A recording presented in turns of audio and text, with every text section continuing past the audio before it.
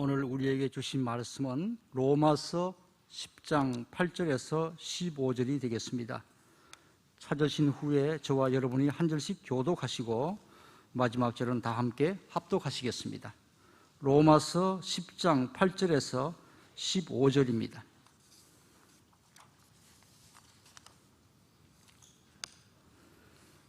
그러면 무엇을 말하느냐? 말씀이 내게 가까워 내 입에 있으며 내 마음에 있다 하였으니 곧 우리가 전파하는 믿음의 말씀이라. 내가 만일 내 입으로 예수를 주로 시인하며 또 하나님께서 그를 죽은 자 가운데서 살리신 것을 내 마음에 믿으면 구원을 받으리라.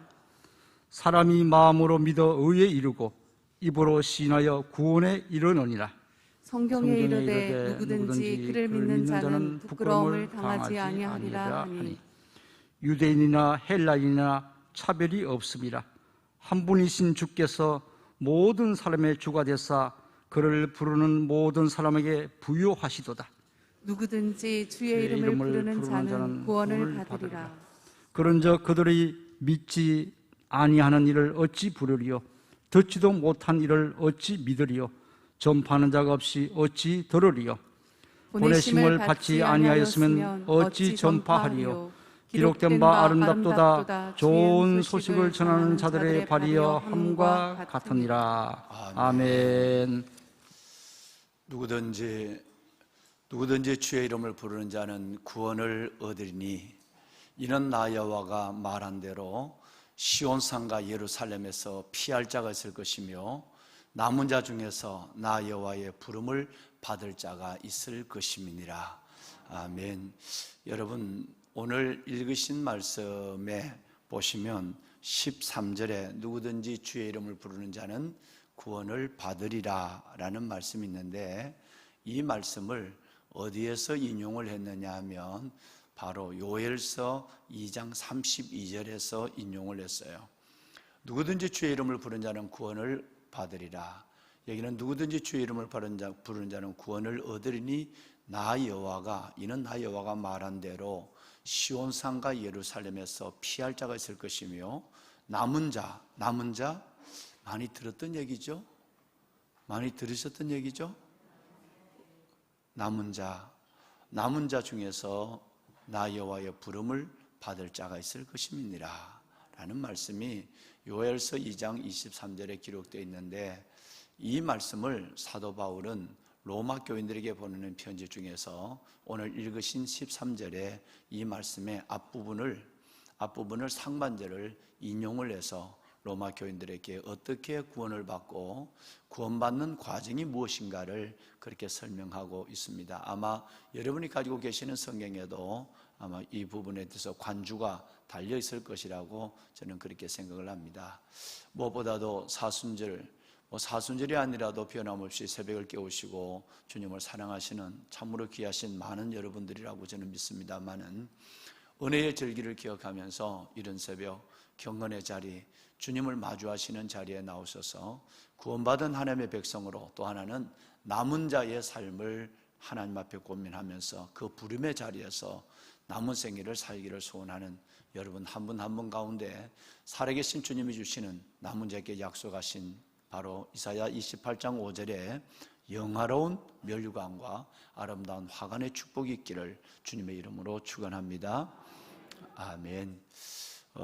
보배로운 여러분, 남은 자의 삶이라고 하는 것은 우리 모두가 예루살렘과 시온산에서 하나님께서 피하심을 입은 하나님의 백성들, 즉 공동체 안에서 하나님의 구원, 공동체 안에서 하나님의 그 놀라운 긍휼을 입은 하나님의 사람들에 대한 하나님께서 부르시는 이들을 우리는 남은 자 이렇게 얘기합니다.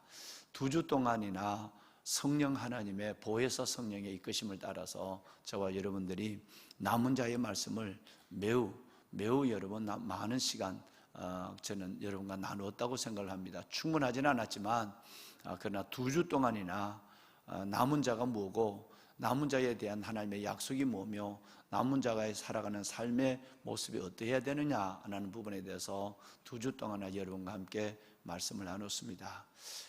다시 한번 이 말씀으로 여러분들을 축복하고 그리고 여러분들에게 부탁드리기는 끝까지 남은 자, 생존자의 모습으로 살아가셔서 환난과 그리고 핍박에 대해서 남아있는 알곡들이 되기를 바라고요. 그리고 더 나아가서는 오늘 남은 자의 중에서 부르시는 하나님의 그 부르심이 있을 것이라 라고 요엘서 2장 32절에 말씀했으니 남은 자 중에서도 또다시 부르심을 받는 하나님 앞에 소명을 가지고 이 시대에 남은 자로서의 복음의 핵으로서의 하나님의 나라를 위해서 살아가는 주님의 영광을 이루어가는 그런 여러분들이 되시기를 바랍니다. 우리 남은 자로 꼭 주님 부르시는 그날까지 남은 자로 살아가는 삶에 중단하지 않는, 그리고 그 거룩한 소명과 남은 자의 하나님의 약속을 생각하면서 나아가는 저와 여러분이 되었으면 합니다. 자, 이제 여러분 오늘 읽으신 8절 이하의 말씀에서 15절의 말씀은 지난 금요일까지는 여러분 13절까지 말씀을 보셨죠. 그래서 요 두 절 말씀을 14, 15절을 포함시킬 것이냐 말 것이냐를 고민하면서 담임 목사가 13절까지만 일단 여러분을 말씀의 초장으로 메셔야 되겠다, 그리고 13절까지를 끊었습니다. 그런데 왜 그러냐면 14, 15절은 오늘과 그리고 여러분 다음 시간까지 이 말씀을 함께 나눠야 될 필요가 있지 않을까, 아니면 오늘만이라도 14, 15절 말씀으로서의 하나님의 구원의 과정을 구체적으로 여러분과 말씀을 나눌 필요가 있다는 생각을 가져서 말씀을 그렇게 나누었어요. 그런데 읽으신 여러분이 교도가신 로마서 10장 8절에서 15절까지를 구원과 구원의 과정이라고 하는 여러분 아주 중요한 성경입니다. 아마 이 말씀은 많이 들으셨을 것이고 또 많이 말씀을 여러분이 하셨을 거예요. 그리고 이 말씀을 통해서 복음 전도, 지금 제자 훈련들을 하고 계십니다만은 복음 전도를 할 때 가장 많이 인용하는 말씀이 여러분 이 말씀이고, 또 가장 먼저 붙잡고 기도하는 말씀이 이 말씀이에요. 내가 누구를 전도하고 내가 누구를 양육한다면 그 사람을 진단을 해서 그 사람이 예수님을 어떻게 알고 있는가, 그 속에 아는 것으로 끝나는가, 그 아는 것을 믿음으로 고백해서 구원받은 백성이 됐는가, 뭐 이게 먼저 진단이 돼야 그 다음에 양육의 과정이 이루어지게 되는데, 이게 안 되면 안 되거든요. 그러면 그 구원에 대한 진단이 뭐냐면 마음으로 믿고 있는가, 그리고 또 그가 믿었다고 한다면 영적 기도를 따라하는가, 입으로 시인하는가, 그리고 또 이것이 너무 중요하니까 오늘 읽어진 누구든지 주의 이름을 부르는 자는 구원을 받으리라, 이 말씀으로 그에게 구원의 확신을 줄 수 있는 내가 되는가, 뭐 이것으로부터 여러분 매우 많은 인용, 그리고 많은 하나님의 말씀의 구원의 근거로 이 말씀을 가지고 보내준 영혼을 대하기도 하고 영적 기도를 함께 하기도 하는 그런 말씀이 되죠. 그래서 구원과 구원의 과정, 여러분 이것이 바로 오늘 읽으신 8절 이하에서 15절까지 있는 말씀입니다. 전체적인 내용은 다시 한번 말씀을 드리면 사람이 하나님 그 말씀이 내게 가까워 내 입에 있으며 내 마음에 있다 했으니 우리가 전파하는 뭐의 말씀? 믿음의 말씀이라. 만일 내가 내 입으로 예수를 주로 시인하며 그를 주로 시인하며 하나님이 그를 죽은 자 가운데서 다시 살리신 것을 마음으로 믿으면 구원을 받으리니, 사람이 마음으로 믿어 의에 이르고 입으로 시인하여 구원에 이르느니라. 성경에 이르되 누구든지 그를 믿는 자는, 주를 믿는 자는 부끄러움을 당하지 아니하리라니 유대인이나 헬라인이나 차별이 없습니다. 한 분이신 주께서 우리 모든 사람의 주가 되사 그를 부르는 모든 사람에게 부여하시도다. 누구든지 주의 이름을 부르는 자는 구원을 받으리라. 그런즉 그들이 믿지 않는 이를 어찌 부르리요? 듣지도 못한 이를 어찌 믿으리요? 전파하는 자가 없이 어찌 들으리요? 보내심을 받지 아니하였으면 어찌 전파리요? 기록된 바 아름답도다. 좋은 소식을 전하는 자의 발이여 함과 같도다. 여러분 이 말씀이 오늘 교도하신 8절 이하에서 15절 말씀입니다. 아마 우리 목사님들은 이 8절에서 15절 말씀을 다 암송하고 계실 거예요. 예. 또 그렇게 돼야만 처음부터 끝까지 구원이 뭐냐, 또 구원의 과정이 뭐냐를 설명하려면 수천 번, 수만 번 성도들에게 이 말씀을 선포해야 되니까요. 그런데 로마서를 500독 하신 분도 많고, 100독은 워낙 여상하시고 1000독 하신 분도 여러분 계시는데, 이 로마서를 읽으시면서 이 부분에 가서서 아마 여러분의 많은 마음이 멈춰섰을 거라고 봐요. 왜냐하면 이 말씀을 받아야 될 가족이 있고요, 이 말씀을 받아야 될 친구가 있고, 이 말씀을 받아야 될 가까운 우리 여러분 이 직장의 동료들이 있으니까요. 누구든지 이 말씀을 떠나서는 구원을, 생명을 생각할 수 없습니다. 그래서 8절에서 15절은 구원, 그리고 그 구원의 과정에 대한 아주 자세한 것이고, 매일 우리는 이 말씀을 생각하며 어떻게 하면 저 사람이 나처럼 마음으로 믿고 입으로 시인해서 하나님의 자녀가 될까? 어떻게 하면 저 사람의 입에서 예수 그리스도를 시인하도록 만들까라고 하는 거. 그래서 그러면 어떻게 하면 저 사람뿐 아니라 우리 가까운 이 민족이나 세계 열방 속에서 이 구원의 역사를 바울의 지금 고민처럼 가지고 이 구원의 과정을 이루어가면서 그들을 구원시킬까 하는 그 거룩한 소원이, 진짜 그리스도인이라면 우리 안에 이 말씀의 소원이 떠나지 않거든요. 그렇죠? 오직 소원은 어떻게 하면 여러분 저 사람들을 부르고 믿고, 그리고 여러분 그 구원받게 할까 하는 목적이 우리 가운데 있다라고 하는 것이죠. 자, 여러분, 그런데 오늘 읽으신 말씀에 그동안 이 부분에 대해서는 13절까지가 지난주까지 여러분과 말씀을 나눴고, 충분히 구원은 마음으로 믿고 입으로 시인해서 구원을 받는다. 누구든지 주의 이름을 부르는 자만 하나님께서 구원을 받게 된다. 그 사람은 부끄러움을 당하지 않을 뿐 아니라 구원받은 하나님의 백성은 주님 안에서 부유하게 두시도다. 할렐루야. 하나님은 그의 영과 삶을 부유하게 한다. 어제 제자훈련 때 말씀을 했지만 생명을 얻고 풍성케 하신 은혜를 그리스도 예수로 말미암아 받는다 라는까지 말씀을 드렸어요. 그런데 오늘 그들이 믿지 않는 일을 어찌 부르리요? 듣지 않는 일을 어찌 믿으리요? 전파하는 자가 없이 어찌 들으리요? 보내심을 받지 않았다면 어떻게 전파하리요? 기록된 바 아름답도다 좋은 소식을 전하는 자의 발이함과 같으니라 그랬어요. 자, 여기에서 5가지 구원의 단계가 나오죠. 구원의 단계가 나오는데, 자, 지금 바울은 특별한 논조로 거꾸로 얘기를 해요. 자, 첫째는 부른다, 그 다음에 믿는다, 그 다음에 여러분 듣는다, 그 다음에 전파한다, 그 다음에 보내심을 받는다. 거꾸로 얘기하고 있어요. 지금 이거 보면 14, 15절 거꾸로 얘기하고 있는데 이 5가지가 구원의 과정이에요. 그러면 쉽게 이해하려면 오늘 읽으신 14, 15절을 거꾸로 이해하면 돼요. 첫째, 보내심을 받아야, 두 번째는 전파를 하고, 보내심을 받아야 말을 한단 말이에요. 누가 보내심을 파송을 해야 된다는 거예요. 전파하고. 여러분 전파해야 들어요. 들어야 믿어요. 믿어야 예수의 이름을 불러요. 할렐루야. 자, 이 5가지가 바울은 특별한, 그러니까 이건 하나님 앞에 흉내낼 수 없는 바울의 지혜와 영감이 있어요. 이걸 우리처럼 이렇게 얘기하면 쉬울 것 같지만 훨씬 더 가까운 것부터 얘기하는 거예요.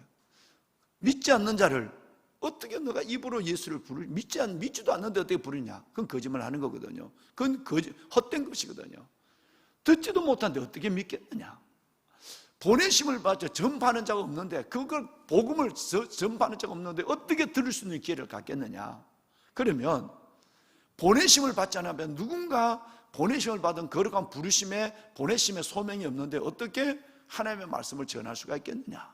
라고 하는 것으로 거꾸로 얘기하지만, 이걸 이 말씀대로 우리대로 쉽게 이해하려면 누군가의 보내심을 받은 사람이 있어야 전파하는 사람이 있고, 전파하는 사람이 있어야 그리고 여러분 분명히 여러분 이 듣는 사람이 있고, 듣는 사람이 있어야 믿는 사람이 있고, 믿는 사람이 있어야 예수를 부르는 사람이 생긴다.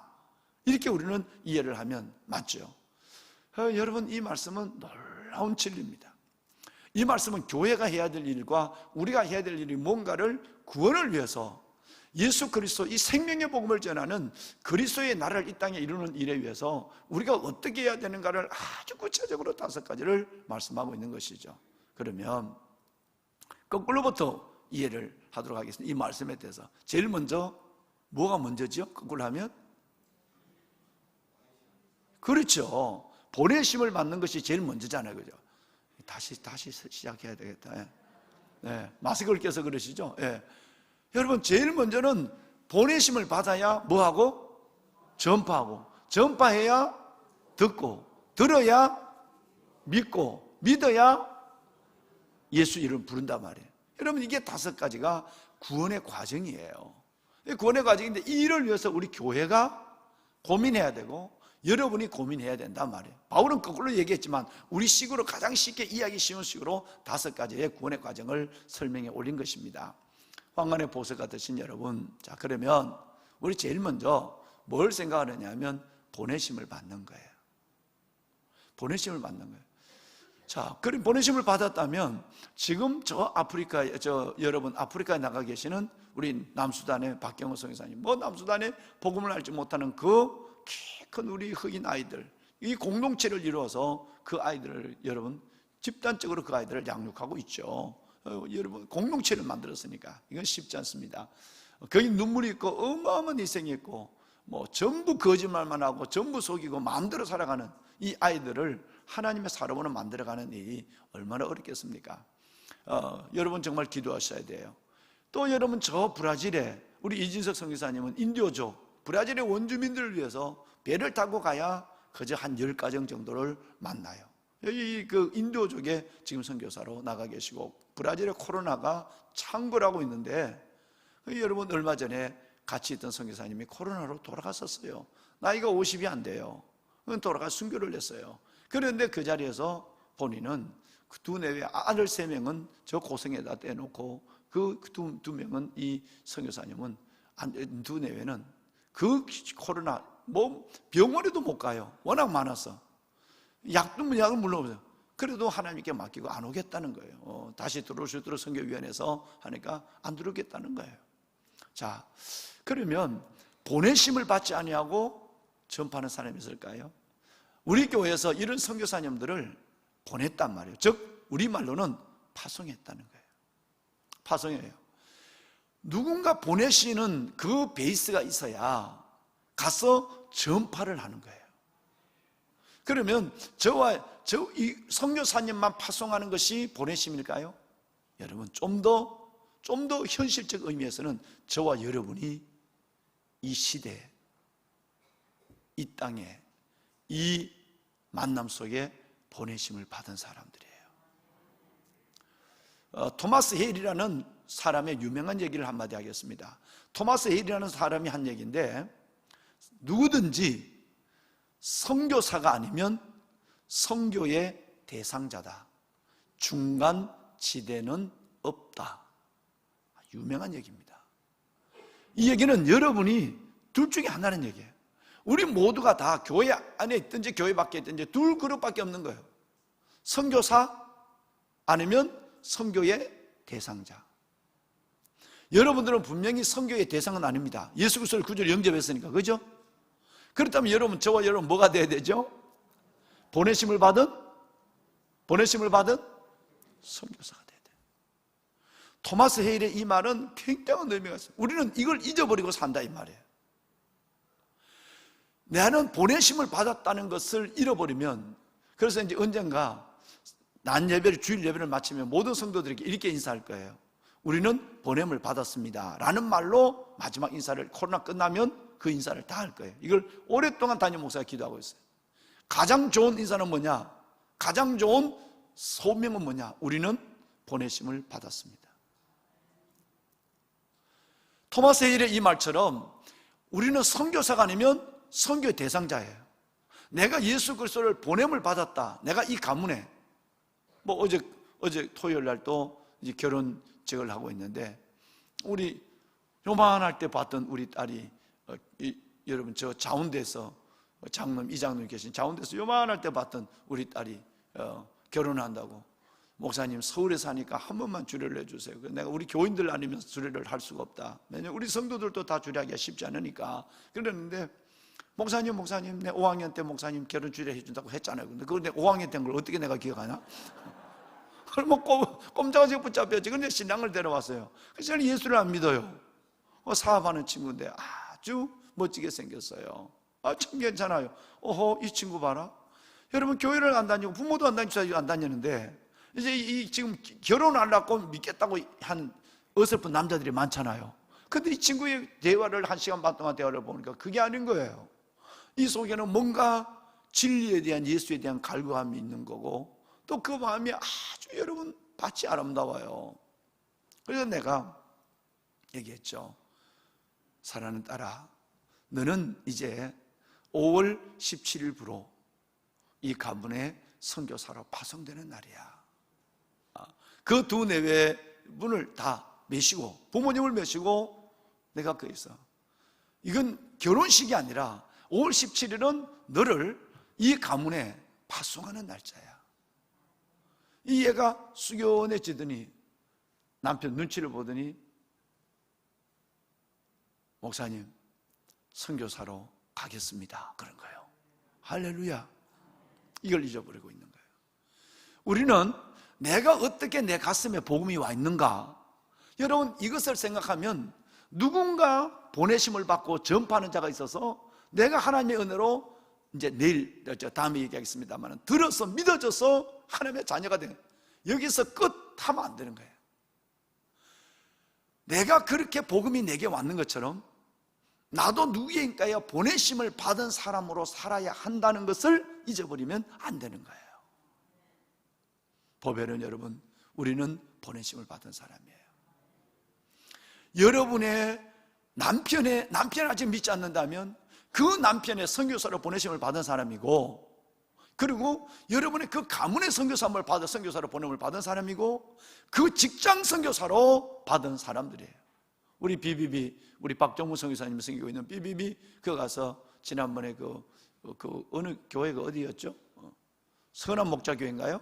거기 가서 3월 1일 날 집회를, 여러분 온라인 오프라인, 뭐 온라인에 있는 사람은 한 100여 분 정도, 오프라인에, 나머지는 다 온라인에 있고, 오프라인에 있는 사람, 현장에 있는 사람 한 100여 분 정도, 아마 저번에 GT 뉴스 나온 것 같은데, 선한 목자교회에서 그 강의를, 여러분 세미나를 인도했어요.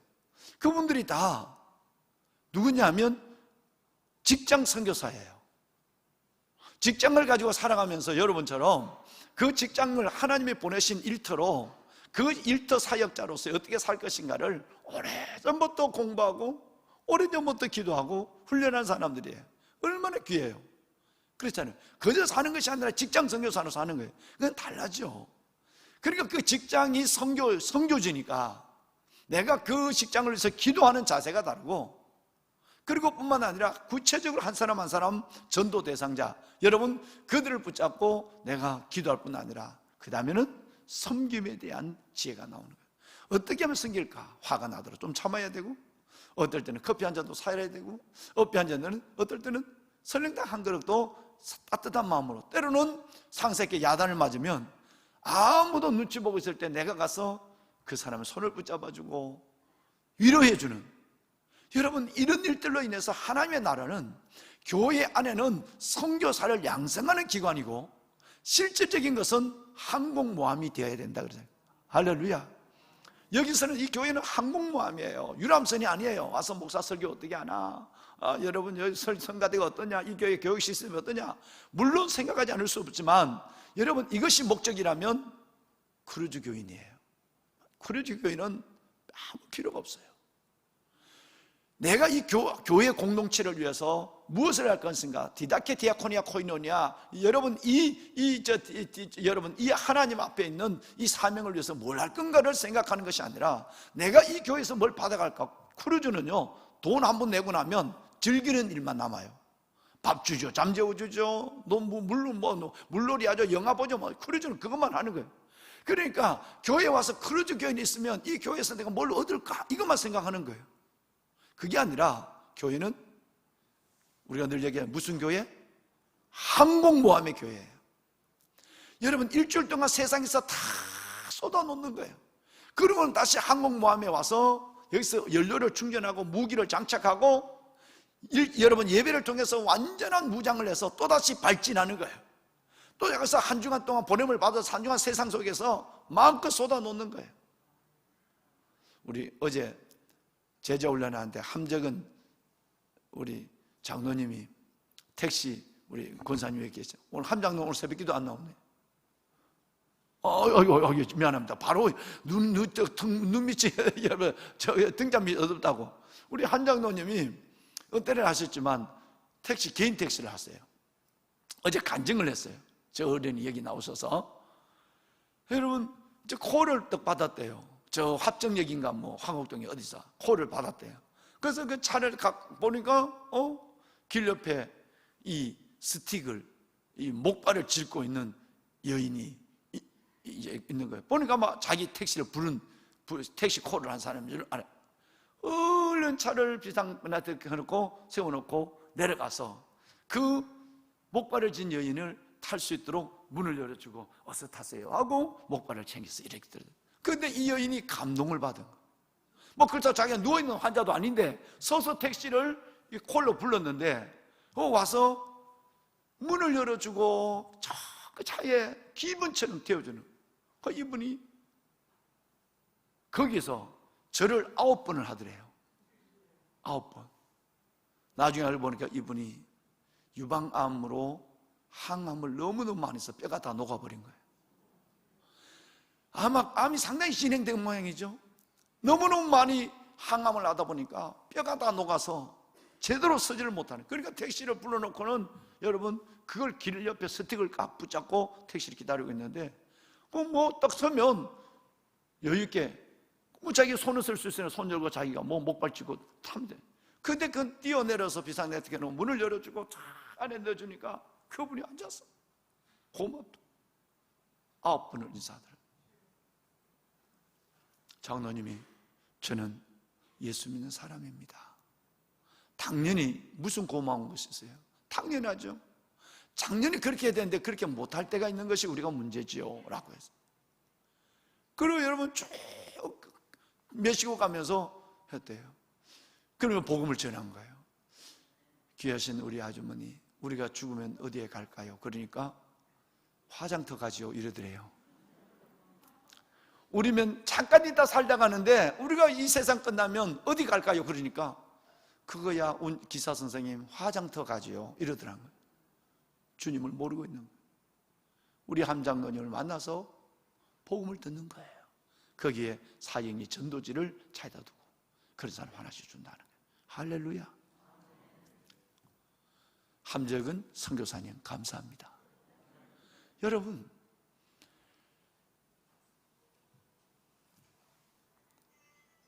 전화 받으세요. 히브리서 13장 11절로 13절에 따라합시다. 영문 밖으로 성문 밖으로 여러분 3번 나와요. 영문 밖으로 성문 밖으로 성문 밖으로 영문 밖으로. 우리가 성교 보냄을 받은 자의 삶을 살아갈 우리의 삶의 자리는 예수님은 성문 밖에서 돌아갔었어요. 영문 밖으로 나가셨다니 여기서 말하는 영문 밖 성문 밖은 세상을 가리키는 거예요. 여기서 하나님 앞에 은혜를 받아서 영내에서 경내에서 영내에서 그런 은혜를 받았다면 하나님이 은혜의 가슴을 가득 안고 예수 안 믿는 남편, 예수 안 믿는 아내, 예수 안 믿는 가족, 예수 안 믿는 여러분 직장 동료 그들 속으로 나가는 거예요. 이것이 바로 선교사예요. 보내심을 받았는 사람들이니까 일주일 동안 마음껏 마음과 사랑과 기도와 물질까지라도 다 섬기고 또다시 와서 주일날 또 은혜를 받아서 내 마음에 장착을 해서 가서 또 그들에게 또 섬기는 거예요. 여러분 이것이 교회입니다. 선교사 양성소예요. 그래서 여러분 같은 위대한 선교사들이 한 분 세워질 때 얼마나 걸렸어요? 여기 우리 집사님, 장로님, 권사님들, 여기 젊으신 분들, 여러분 이분들 여러분의 이 선교사 한 분을 키우는데 얼마나 많은 하나님의 투자가 있었어요. 예수 그리스도의 보혈이 있었고 그 어마어마한 시간이 있었고 그 많은 주의 종들의 여러분 기도가 있었고 그래서 여러분 소중한 한 분 한 분이 지금 세워져 있는 거예요. 여기 뭐 한 200분 되나요? 지금 새벽을 끊어본 거리두기 했는데 몇 분 정도 되나요? 여러분 200분, 300분의 선교사님이 선교사의 역할을 감당하면 진짜 여러분 이 땅은 그리스도의 계절이 오게 되는 거예요. 말씀을 끝내겠습니다. 우리 다음에 합시다. 자, 그런즉 그들이 믿지 않는 이를 어찌 부르리요? 듣지도 못한 이를 어찌 믿으리요? 전파하는 자가 없이 어찌 들으리요? 보내심을 받지 아니하고는 어떻게 전파하리요? 아름답도다. 좋은 소식을 전하는 자의 발이함과 같도다. 여러분 이사야서 52장 7절 말씀을 인용한 건데 이 인생이 아름다운 인생이고 그 복음을 전하는 선교사의 발이 아름다운 발이라 이 말이에요. 30만 원짜리 구두를 신어야 아름다운 발이고 5만 원짜리 양발을 신어야 아름다운 발이 아니라 복음을 전하는 발이 아름다운 발. 선교사님 여러분과 저 모두가 선교사거든요. 선교사의 삶을 살아가는 것이 아름다운 발이라고 말씀하고 있어요. 여러분 이 삶으로 남은 자의 삶을 당당히 살아내는 우리 모두가 되도록 합시다. 따라합시다. 나는 선교사다. 나는 보냄을 받았습니다. 할렐루야. 아멘. 우리 이번 한 주간 그렇게 삽시다. 네, 그래. 우리 찬양할까요? 네, 네. 우리 다 같이 기도 한번 합시다. 우리 찬양, 우리 목사님, 성인 전도사님 찬양할 텐데요. 손을 듭시다. 여러분, 손을 드시면서 조용히 하나님의 말씀을 다시 한번 우리 묵상합시다. 그런즉 그들이 듣지 아니하 믿지 아니하는 자를 어찌 부르리요? 듣지 않는 이를 어찌 믿으리요? 전파하는 자가 없이 어찌 들으리요? 보내심을 받지 아니하였다면 어떻게 그들이 전파하리요? 기록된 바 아름답도다. 좋은 소식을 전하는 자의 발이함과 같으니라. 하나님, 내가 선교사입니다. 내가 선교사입니다. 내가 보냄을 받았습니다. 우리가 선교사님들을 보내시는 것처럼 우리가 하나님으로부터 보냄을 받아 이 가문에, 이 삶의 현장에, 이 직장에 왔습니다. 보냄을 받은 선교사의 직분을 잘 만나는 사람마다 감당할 수 있도록 은혜를 베풀어 주옵소서. 항공모함 같은 교회가 되게 하여 주옵소서. 이 교회가 유람선이 되지 않게 하여 주시고 우리가 나태한 태병이 아니라 하나님의 영적 전투를 준비하는 하나님의 정병들이 되게 하여 주옵소서. 두 손을 들고 주님을 세 번 부르고 기도합니다. 주여, 주여, 주여. 여호와 살아계신 아버지 하나님, 아버지 은혜와 주의 놀라운 사랑을 감사합니다. 누구든지 주의 이름을 부르는 자